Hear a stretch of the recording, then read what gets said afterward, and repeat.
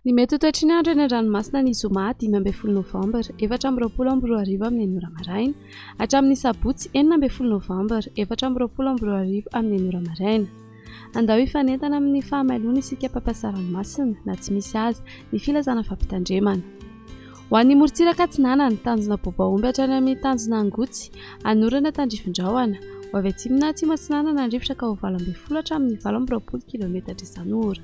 Anonjaben'ny ranomasina avon'ny onjo adidina ny 1.5 metatra. Tanjona angotsy hatrany mahanoro isy tandrifin-drahona ny any avaratra itomasina ho avy atsimona atsimo atsinanana andrifotra ka ho 9 hatramin'ny 20 km isan'ora. Anonjaben'ny ranomasina avon'ny onjo adidina ny 1.5 metatra. Mahanoratra ny taolany aro anorana tandrifin-drahona ny any atsimony faravangana ho avy avaratra na avaratra atsinanana andrifotra ka ho 9 hatramin'ny 20 km isan'ora. Anonjaben'ny ranomasina avon'ny onjo adidina ny 1.5 metatra hahatratra 2.4 metatra ny tolakandro ny manakaiky ny taolany aro. Taolany aro hatrany amin'ny tanjona vohimena isy tandrifin-drahona ny manakaiky ny taolany aro ho avy atsimo atsinanana andrifotra ka ho 20 hatramin'ny 7 km isan'ora.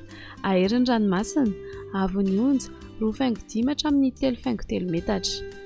Ho an'ny morontsiraka andrefana tanjona vohimena hatrany amin'ny tanjona gabo andrahoana amin'ny tsitokotoko na ibalika ny masoandro ho avy atsimo atsinanana andrifotra ka ho 20 hatramin'ny 5.70 km isan'ora hahatratra 5.10 km isan'ora indraindray. Aherin'ny ranomasina avon'ny onjo 2.5 hatramin'ny 3.5 metatra. Tanjona gabo hatrany amin'ny tanjona VINAN'NY ibalika ny masoandro ho avy andrefana na atsimo andrefana andrifotra ka ho 9 hatramin'ny 20 km isan'ora hahatratra 7 km isan'ora ny manakaiky ny morombe.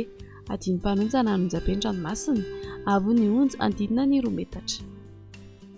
Tanjona velan'andro hatrany ny alalava isy tandrifin-drahona ny maraina ho avy atsimo ny rivotra ny maraina ka ho 9 hatramin'ny 20 km isan'ora ho avy avaratra andrefana ny tolakandro ka ho 20 hatramin'ny 20 km isan'ora. Adiny mpanonja ranomasina avon'ny onjo adidina ny 4.5 metatra. Analalava hatrany amin'ny tanjona voabaomby anorana tandrifin-drahona ny vaovao fitsoka ny rivotra ka ho 9 hatramin'ny 20 km isan'ora. Adiny mpanonja ranomasina avon'ny onjo adidina ny 4.5 metatra.